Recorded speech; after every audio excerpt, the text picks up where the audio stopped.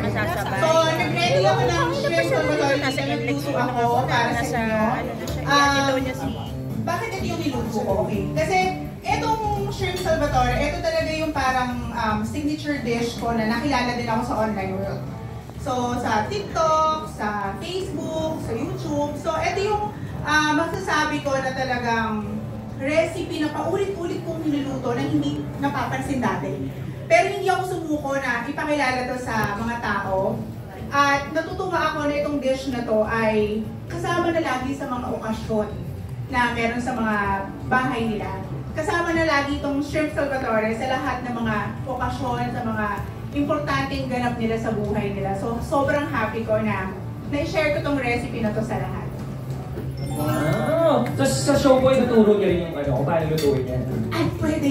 Pwede, Ituturo no? ko, yes. Oo, kasi parang ang sarap tingnan. Tama ba? Tama ba, guys? Parang parang solid to na may kanin eh. Thank you so much. Thank you. Thank you. Dahil special ito afternoon na to, meron akong nilutong lengua with cream of mushroom. So ito yung dish na niluto ko today kasi sa family namin, hindi kami palagi nakakakain ng lengua unless may special occasion. Kasi knowing na yung lengua sobrang mahal, ang hirap hanapin sa market. Kasi yung mga ito sa family ko na talagang kung ano lang nasa lamesa namin, yun lang talaga yung kinakain. Minsan isang pirasong manok, hati-hati kami, di ba kami magkakapatid.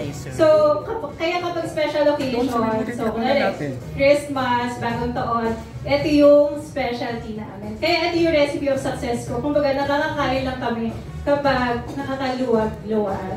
Ayan. Kaya ito yung aking celebratory dish. Lengua with cream of mushroom. Thank you, Chef. Tama no? Yung mga food na kinakain natin laging may attached na memory or attached afternoon. Perfect sa weather! Perfect sa weather. Actually, meron na kaming na-ready dito. We'll just explain how we do it. At saka yung traditional way ng pagluluto ng bilo-bilo. And then, Ito mangga! lakay. O, diba? So, ano na ba? Kaya talaga kailangan ng hindi pa masyado maalam sa food. Pwede, magkasago, diba? So, ito, simmer lang natin. Ang ingredients natin, we have water, coconut milk, coconut cream, glutinous rice flour na plain and ube, sago, asukal, at ang ating langka. So, we just simmer the water with coconut milk and coconut cream. Ayan. So kung matatanong nyo, ano nga bang pinagkaiba ng glutinous rice sa rice flour? Kapag glutinous rice, malagkit na kanin. Kapag rice flour, yung normal na kanin lang. Kasi last time nagluto ako ng getong bilo-bilo, ang nagamit ko, rice flour. Sabi nung asawa ko, bakit ang tigas?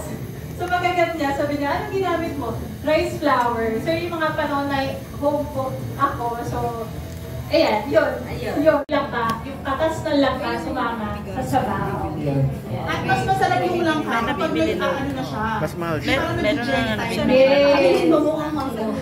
Aminin mo, Akala kasi... ko ang gano'n niya ng tapioke. Oo, diba? Mango sa Hindi, pero seryoso, naglalagay naman kami ng manggang. Oo, pwede naman pala. Oo, Siyempre pwede din yan. So, ayan.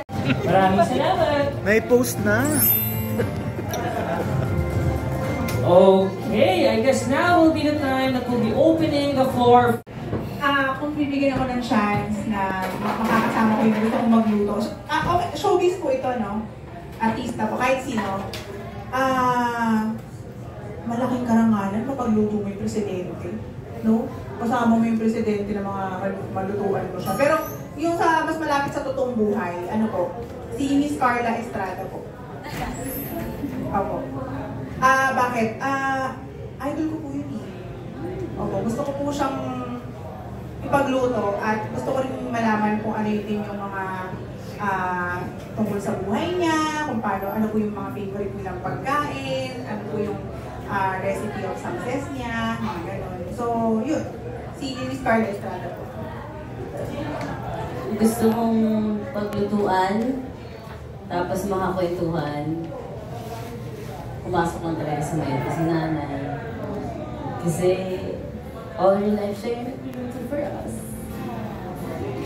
if may chance, gusto paglutuan siya naman, kahit once. And siya yung interviewin ko. Marinig yung, like, ask her questions I never asked before. May chance. Tigtanong kayo, yun yung totoong sagot. Ano yung lola ko? Nana. Oo, pareho tayo. Diba? Papalitan ko na nga lang si Miss Carla. Ano ba yan? Retreat ba to? So ako, Bakit iyak?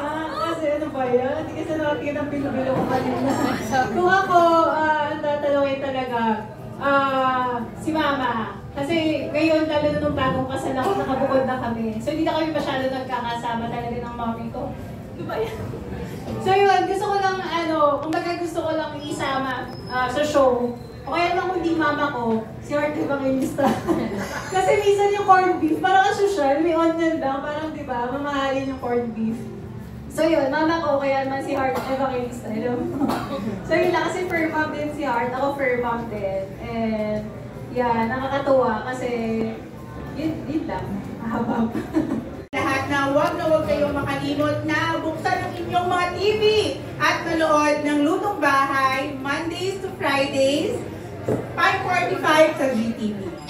You guys can plug your social media as well para ma-follow kayo ng mga ibang kabugso natin dyan.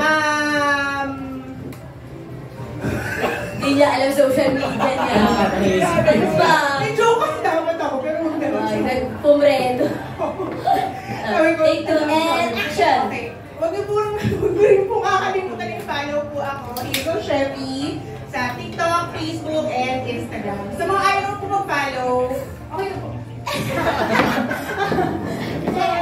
Ayan, lahat ng mga walang TV at sa cellphone lang nanonood, pag TV kayo ngayon, manood kayo ng Lutong Bahay. Every Mondays to Fridays, 5:45 PM. At saka napakadami niyong abangan. Yung mga hindi niyo pa alam, marami kayong malalaman pa. Kaya mag-TV na kayo at manood ng Lutong Bahay. So follow me sa lahat ng socials at The Chef Edith TV. Kung di nyo kaya basahin, DDM nyo. Yun na, thank you. Mikey over here. Ako nga pala, pinabati ko lahat. Sana lahat ng mga makakapanood ay magustuhan nyo lahat ng mga nilutong bahay namin para sa inyo. At sana mag-enjoy kayo at sana ma-feel at home kayo habang nanonood sa amin. And yun lang, i-follow nyo ako sa IG ko, all around Dudut. At sa ibang socials is Dudut lang. Thank you. Ayan, yung socials ko din pala on Instagram at Mikey po. And it's at MQ Quintos on TikTok, YouTube, and Mikey Quintos lang on Facebook. And importante po pala, please encourage everyone to follow the Facebook page of Lutong Bahay. Recipes of Success. Kasi sa bawat episode po, meron kaming nagtatagong tanong at may chance manalo ang ating mga kapitbahay ng iba't ibang klaseng premyo. Sneak peek, pwede manalo ng 5,000 pesos. So, please help us promote that po. Dahil mas masarap umuwi kapag may Lutong Bahay!